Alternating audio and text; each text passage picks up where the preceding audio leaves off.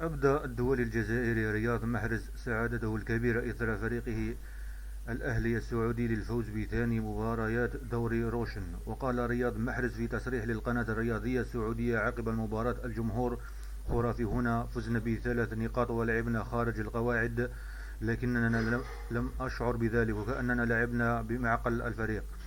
كما أضاف محرز: الدوري السعودي سيتحسن بشكل أكبر بالعمل فقط، ومن جانبنا سنلعب مباراة بمباراة. الجماهير رائعة هنا، لكن الطقس كان حارا جدا.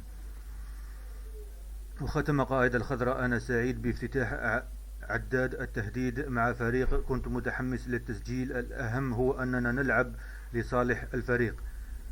بشارة إلى أن المباراة انتهت بفوز الجزائري ورفاقه بثلاثية مقابل واحد، وسجل محرز هدفا شخصيا له في الدقيقة 46 من عمر المباراة.